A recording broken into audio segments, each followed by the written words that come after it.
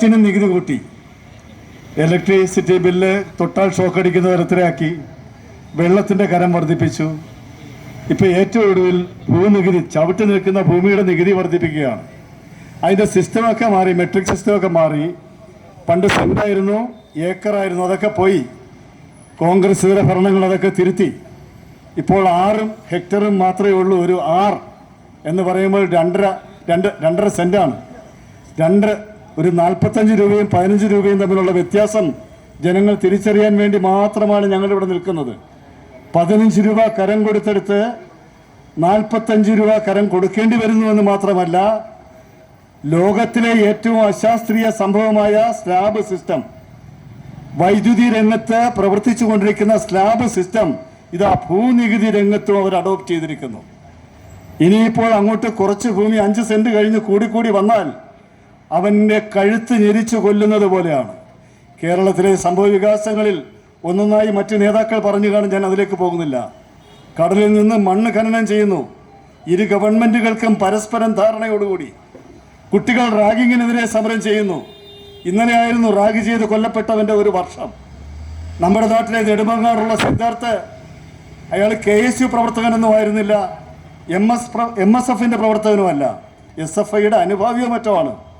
ആ കുട്ടി അടിമയല്ലാത്തത് കൊണ്ട് മാത്രം ഒരു മുറിക്കകത്തിട്ട് ഇഞ്ചിഞ്ചായി കൊന്നു, ദിവസങ്ങളെടുത്ത് കൊന്നു. SFIയുടെ നേതാക്കൾക്കെതിരെ കേസില്ലാതായപ്പോൾ റാഗിങ് നാട്ടിൽ നടത്താവുന്നൊരു സംഭവമാണെന്ന് കുട്ടികൾ തിരിച്ചറിഞ്ഞു. ഇന്ന് കേരളത്തിലുടനീളം കോട്ടയത്തും മറ്റും റാഗിങ്. അവസാനം അതിനെതിരെ സമരം ചെയ്തവര് KSUവിൻ്റെ പ്രവർത്തകരെ പോലീസ് റാഗ് ചെയ്യുന്നു. അതെ, വാർഷികം കാര്യവട്ടത്ത് വീണ്ടും ആരംഭിച്ചു. ഇപ്പം റാഗിങ് തുടരുന്നു. വിദ്യാർത്ഥികൾ സമരരംഗത്താണ്, മത്സ്യത്തൊഴിലാളികൾ സമരരംഗത്താണ്.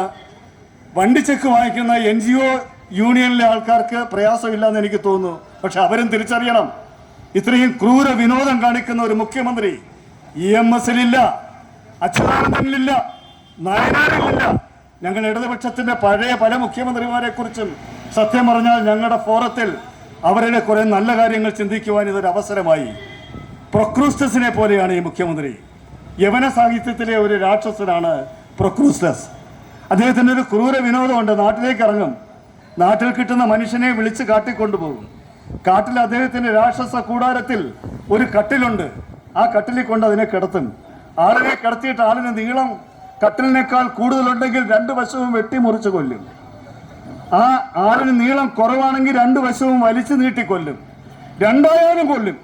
കേരളത്തിലെ ജനങ്ങളെ 2ആയാലും കൊന്നിട്ട് ഇളിപ്പിച്ചിരിക്കുന്ന ഒരു മുഖ്യമന്ത്രിക്കെതിരെയുള്ള ധാർമ്മിക രോഷം ഈ നാട്ടിൽ ആളിപ്പടരുകയാണ്.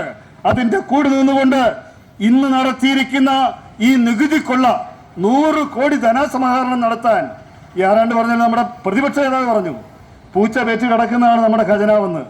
പൂച്ച പ്രസവിക്കണമെങ്കിൽ അത്രയും ആരും അനങ്ങാത്തൊരു സ്ഥലം വേണം അത്രേ. അവിടെയേ പൂച്ച പ്രസവിക്കുള്ളൂ. പ്രസവിച്ചു കഴിഞ്ഞാൽ 7 സ്ഥലത്തേക്ക് കുട്ടികളെ മാറ്റും. അങ്ങനെ പൂച്ചയ്ക്ക് ചില പ്രത്യേകതകളുണ്ട്. ആ പൂച്ച പ്രസവിക്കാനുള്ള സ്ഥലമെന്ന് പറഞ്ഞത്, ഇവിടെ ക്ഷേമ പെൻഷനില്ല, ഇവിടെ ശമ്പളമില്ല, TA ഇല്ല, DA ഇല്ല, ആശാ വർക്കർമാർക്ക് അവർക്കുള്ള ആനുകൂല്യങ്ങളില്ല. എല്ലാ സ്ഥലത്തും മരവിപ്പ്. ആ ഖജനാവ് കാലിയായിരിക്കുന്നിടത്ത് 100 കോടി രൂപ ധനസമാഹരണം അധികമുണ്ടാക്കാൻ ഈ പാവപ്പെട്ട ഈ മണ്ണിന്റെ മനുഷ്യരുടെ ഭൂനികുതി വർദ്ധിപ്പിച്ചതിനെതിരെയാണ് ഇവിടെ ഈ ധർണ സംഘടിപ്പിച്ചിരിക്കുന്നത്.